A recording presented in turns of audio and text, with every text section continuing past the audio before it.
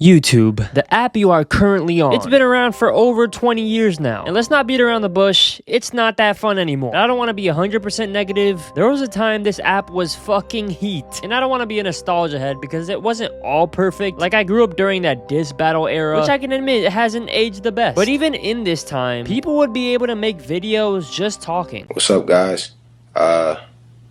Good evening and shit. It's like 10:49 p.m. and not have something in your face at all times to keep you from clicking off. There were annoying trends, yes, but there was a lot more variety. And the trends were trends. Here today and gone tomorrow. Mr. Beast and his clones are not going anywhere anytime soon. I feel like most kids my age watched Dude Perfect growing up, and I think Dude Perfect represents everything I'm talking about perfectly. Look at their first video compared to their newest one.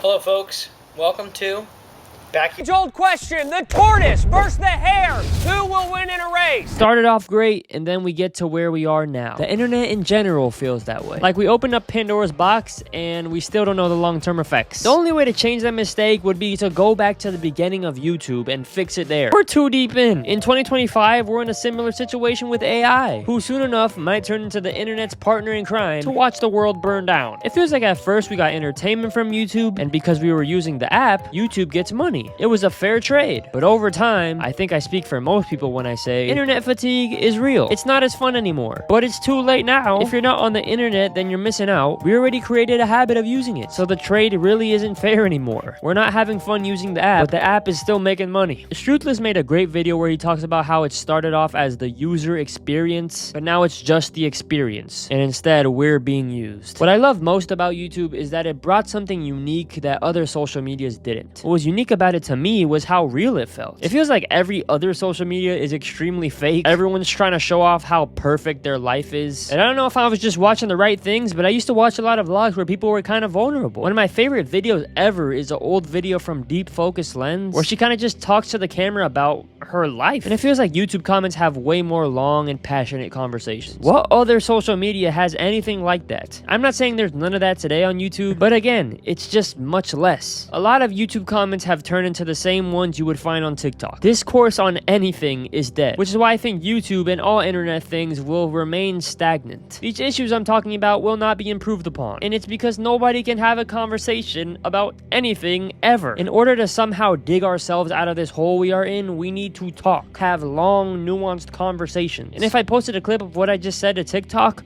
the comments would say, "We do not care." But what makes me sad is YouTube comments seem to be headed down the same direction. Mid. I ain't reading all that. Laughing emoji, peace sign emoji. Let's say I was evil. I was a villain who wanted to rid the world of passion. Hypothetically, if I were that person, you know what I would do? If this were a dumb movie, I would make a ridiculous machine that sucked the passion out of people. And the superhero would probably save the people. But in real life, the bad guy wins. The bad guy would just make it cool to not be passionate. Maybe make things like mid. I ain't reading all that. Laughing emoji, peace sign emoji, be popular. And there is no superhero in real life. The real life villain is not even the slightest bit worried about desperate horsemen making another video crying about how the world sucks. I feel like if we ever had a chance to break out of this insane habit of always being online, we would have done it already after COVID started dying down. We literally couldn't go outside in 2020. Our only option was to sit down, be depressed, and be on the internet. You'd think after COVID that we would have been so excited to finally get off the internet and go outside. We're finally free. But nah, the amount of people using the internet increased in 2021, and 2022, and 2023, and 2024,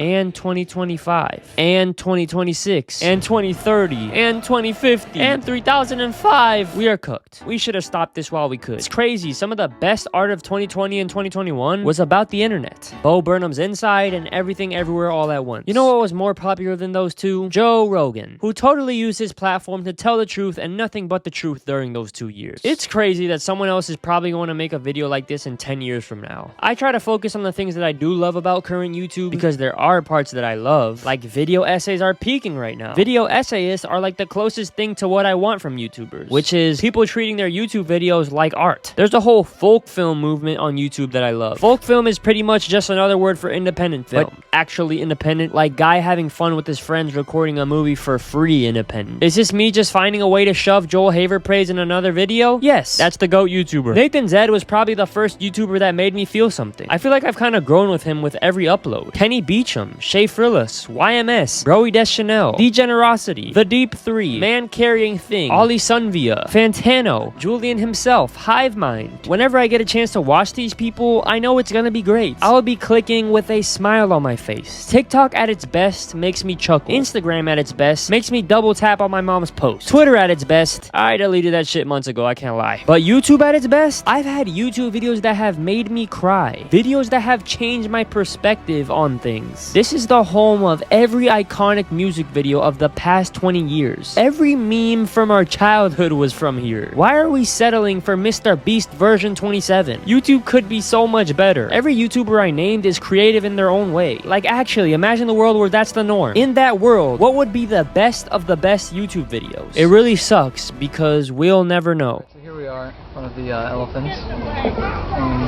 Cool thing about these guys is that they have really long fronts, and that's cool. And that's pretty much all there is to say.